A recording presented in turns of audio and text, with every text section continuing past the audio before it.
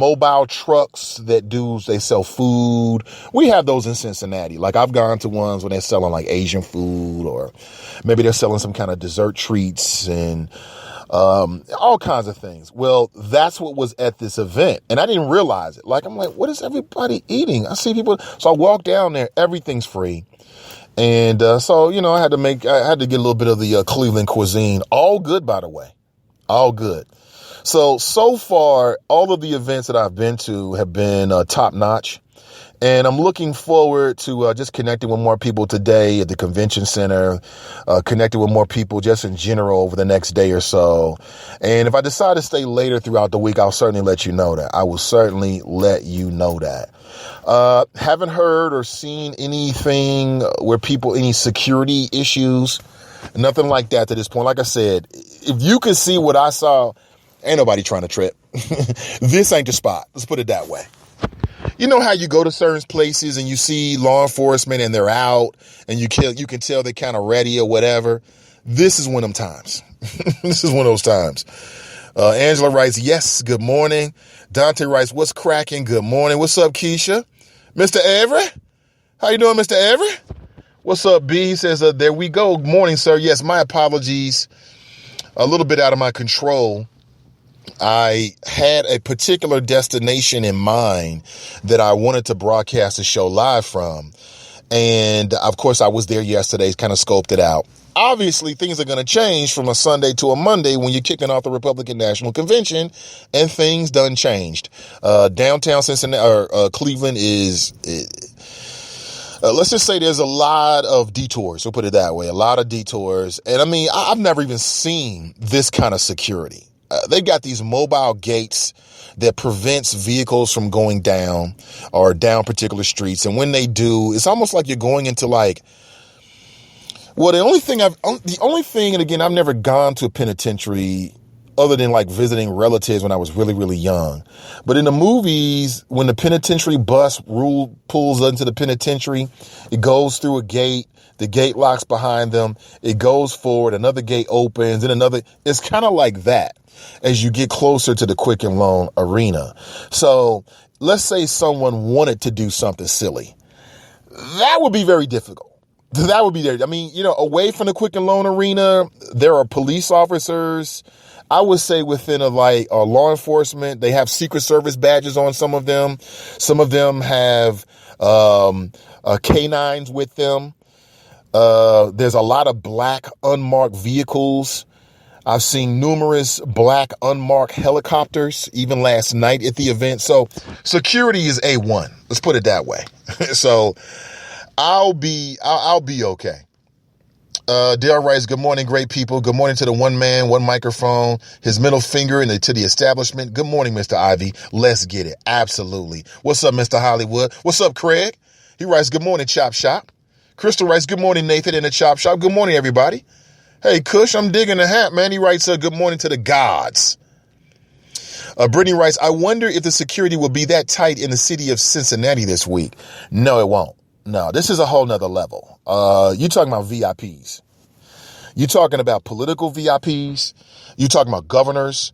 You're talking about members of the government on various levels.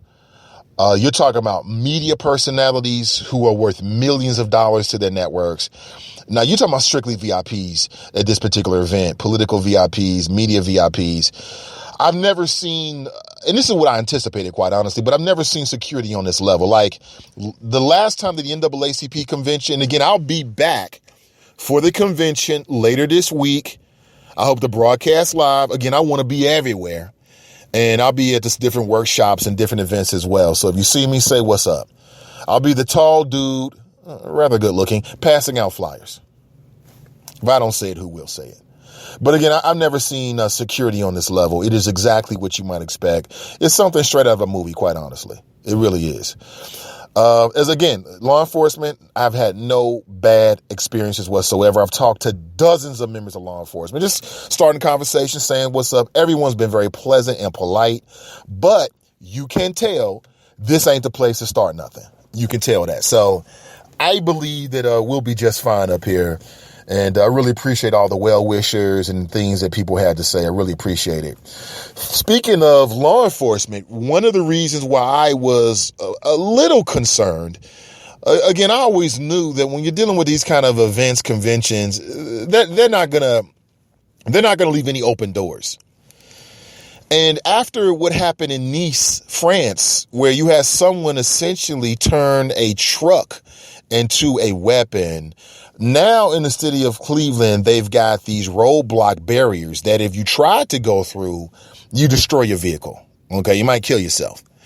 So, and then of course, down in Baton Rouge, we now know that there were officers that were killed. About 7 officers were shot. I believe 3 to 4 officers were killed. Man opened fire. Let me say straight up to you folks, this ain't good. And I remember many years ago, people would call into the radio show whenever there was like a police shooting, and they would say things like, "Oh, we gonna take out the police. Damn the police." And I get it. You got the right to say damn the police or F the police if you want to. That is your right. I personally believe that violence begets violence. It causes more violence. Shooting police officers, and again, I don't know the details. It's very sketchy, still coming out. That is not going to stop police brutality. My fear is that police officers are going to react to fear the same way everyone else does. Like when people are afraid, they'll do anything to stop the fear. Same thing with police officers. Okay. What is going to be the impact nationally? What will be the impact in the state of Ohio if police officers are now under attack? I don't believe that is going to allow us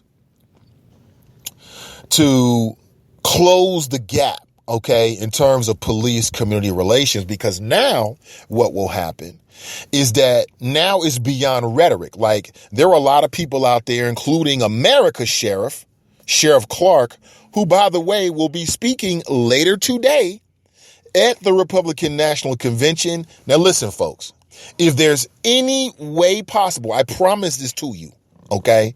And I ain't just trying to talk tough. I'm telling you, if there's any way possible for me to get close to Mr. Sheriff Clark and to interview him, it will be amazing. I'll let him know exactly how I feel, straight up. So I would love to do that. But he's supposed to be on the stage later today, I believe. And I ain't looking forward to it. I mean, we already know what he's going to say. Obama, this damn Black Lives Matter, Hillary Clinton, Benghazi emails, and that's about it. That's it. What I would say to the Republican Party is this, when are they going to promote policies that really impact people? See, to me, it seems like, and again, I've been up here for 24 hours with all this rhetoric. To me, it feels like the same old Republican Party is one-liners, ad hominem attacks, and a whole lot of politics. And that's why they keep losing presidential elections. Because the Republican Party, for years, has yet to field a candidate that actually is speaking about issues that everyday, hardworking Americans want to hear. I'm sick of the Benghazi. What's he calling her? Crooked Hillary. It was funny when you was calling little Rubio or Lion Ted. Okay, I get it. But seriously, this is your game plan, name calling Mr. Trump? Oh, no. I ran into Trump last night. Not really. I walked past a Trump cardboard cutout last night and I took a photograph. It's on my Instagram. Good morning. My name is Nathan Ivey, and we, of course, are broadcasting live from the convention center in Cleveland for the Republican National Convention. I'm live, I'm local, and I'm vocal, and I'll be back right after this. When you were a little kid and you thought about what you wanted to be, teaching was at the top of your list. But things changed. And as you got older, teaching didn't seem like the best option anymore. So you're thinking you'll be something else. But what would your 12-year-old self say? Now you want to be a doctor. You don't think teachers save lives? 25 at a time. An actress? Try playing a different role every time the bell rings. How about a scientist? Ever heard of physics? Chemistry? Who do you think teaches that?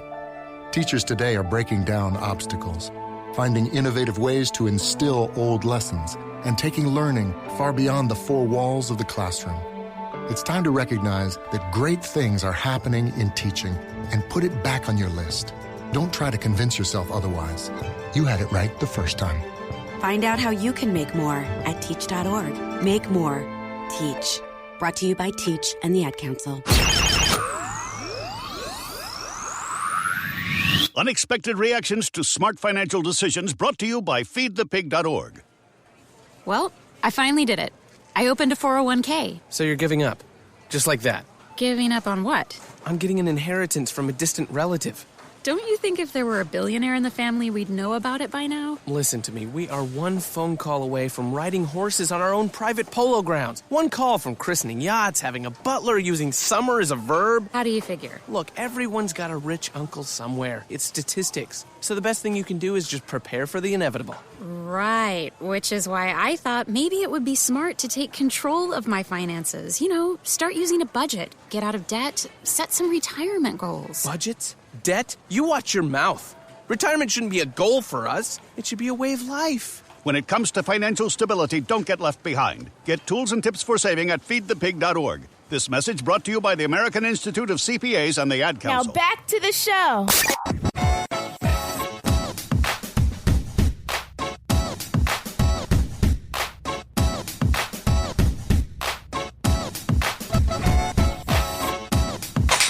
Good morning, everyone. Welcome back. Nate Ivey with you. I'm live at the convention, downtown Cleveland at the Q, the house that LeBron built. And we took the Nathan Ivey Show on the road. As I've been telling folks, the technology exists for us to take this show anywhere. And I know there's some people in Cincinnati who may be listening. Perhaps you got a small business. Perhaps you got an event. And think about having me come out, have the Nathan Ivey Show help you push forward whatever you're working on. And of course, the technology is there and the motivation is there. Just give me a contact or shoot an email to me. You can find my contact information at my website, Nathan Ivey. And today I'll be at the convention. I plan on going on the floor with the delegates. I've already worked that out. And it's interesting. Well, I won't go into all those details, but I will be on the floor with the delegates. I hope to talk to some of the delegates from Ohio in particular. I will be going over to interview them. And I don't know, maybe I'll run into somebody I know. Maybe there's someone from Cincinnati who was a delegate. I don't know. We're talking about the Republican National Convention, not really my kind of politics, but you never know. If they're from Cincinnati, I'll be glad to see them no matter what the case may be. Here's a question for you. As a black man doing an internet radio show from the Republican National Convention, the question is, should black people take the Republican Party more seriously? And let me answer that question by saying this. I don't necessarily have anything wrong or anything against Republicans. Like, there are some people out there that just because a person is a Republican, they automatically tune them out. I don't do that. I don't tune you out just because of some label.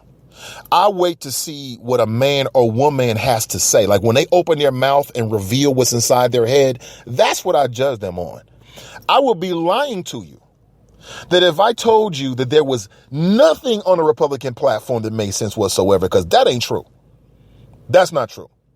I would be lying to you if I told you that there's been nothing that Donald Trump has ever said that I agree with, because that would be a lie.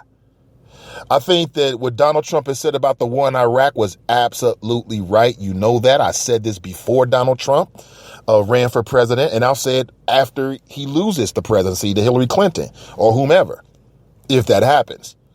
And that is the war in Iraq was a mistake. And I thought it was refreshing from candidate Trump to go after the Bush family because nobody else would. When was the last time that any Republican, let alone someone who was trying to get the Republican nomination for president, criticized the Bush family? It's never happened in my lifetime. Not on a serious level. I'm sure, here or there you've had one or two, but on a serious level, and you're running for president, most Republican candidates are trying to get the allegiance, right, of the Bush family. So I thought that was quite interesting, was refreshing. Now, there's so many other aspects to Donald Trump's candidacy that I think is troubling for black people in particular. And one of those things is, and I don't like this, but within the last few days leading up to the convention, and possibly as a response to the shootings of police officers in Dallas,